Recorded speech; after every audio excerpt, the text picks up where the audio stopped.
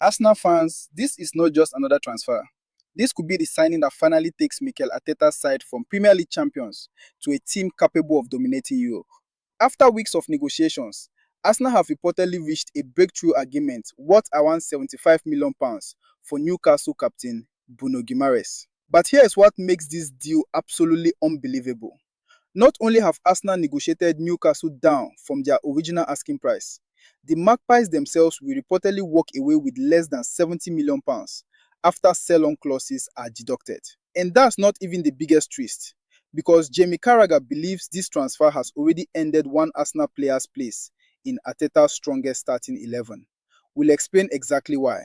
But before we do, if you're excited about Bruno Guimarães becoming a gunner, smash that like button, subscribe to the channel, and let us know in the comments.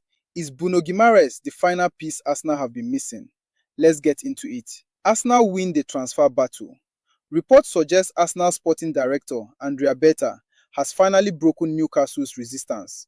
The Magpies initially wanted at least £80 million, with some reports earlier in the summer valuing Bruno at close to £100 million.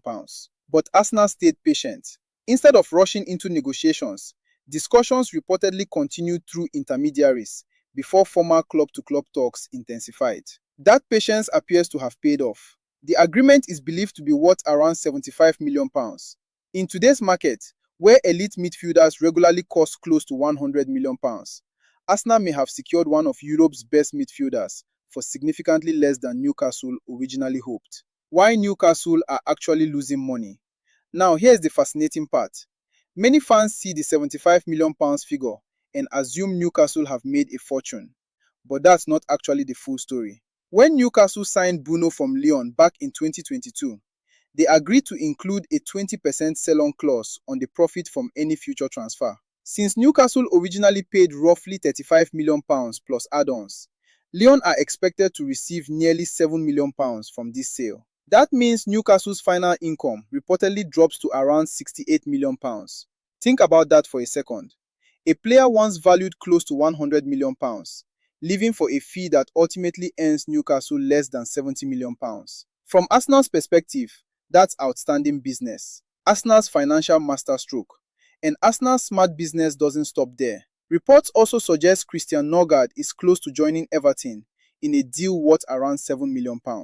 That outgoing transfer effectively reduces Arsenal's net investment in midfield. Instead of simply spending £75 million, they are replacing one squad option with arguably one of the Premier League's most complete midfielders, while offsetting part of the cost. It's exactly the kind of efficient squad building elite clubs rely on. Bruno's emotional shirt number. Now here's the story that many Arsenal fans may not know. Bruno Guimarães has worn the number 39 almost everywhere he's played. Why? Because number 39 wasn't chosen randomly. It was a dispatch number of his father's taxi in Brazil. Bruno has often described that number as the symbol of his family's sacrifices. He has even called it magical, saying it represents everything that helped him achieve his football dream. The good news for Arsenal fans? The number 39 shirt is currently available at the Emirates. So unless something unexpected changes, Bruno could continue carrying that emotional connection into North London. Jamie Carragher's huge prediction. But perhaps the biggest talking point isn't Bruno himself. It's who may lose out because of his arrival. Liverpool legend Jamie Carragher believes Martín Zubimendi's place in Arsenal's strongest team is now under serious threat. Carragher argues that Zubimendi was originally signed to become Arsenal's midfield controller. But with Bruno Guimarães arriving, he simply doesn't see Zubimendi reclaiming that role. It's a bold statement. However, football is rarely that simple. Does this really spell trouble for Zubimendi? The reality is Arsenal are preparing for another demanding season. Premier League, Champions League, FA Cup, League Cup, 4 competitions, injuries, rotation, fixture congestion. Every top club needs elite depth.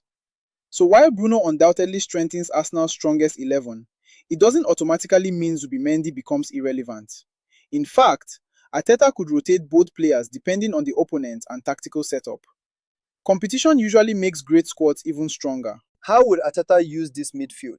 This is where things become really exciting. Imagine the possibilities. Declan Rice, Bruno Guimarães, Martin Odegaard, or perhaps Rice sits deeper, allowing Bruno to press higher. Maybe Arteta rotates Rice and Bruno depending on the opposition. There are so many tactical combinations that Arsenal suddenly become even more unpredictable. One thing is certain, opposition managers now have another major problem to solve. Bruno could hit the ground running. Another important factor, several Arsenal stars are still returning from their extended World Cup break. Declan Rice, Martín Zubimendi, Eberechi Eze, Mikel Merino, Bukayo Saka, Noni Madueke. With some players still regaining fitness, Bruno could immediately become one of the first names on Arteta's team sheet. That gives him the perfect opportunity to establish himself from day one. Final thoughts. If these reports are accurate, Arsenal haven't just signed another midfielder. They've landed one of the Premier League's proven leaders. A player who brings aggression, creativity, leadership, big match experience, and a winning mentality. Even more impressive, they appear to have negotiated a fee below Newcastle's original demands, while Newcastle reportedly received even less after contractual obligations. That's exactly the type of transfer business title-winning clubs make.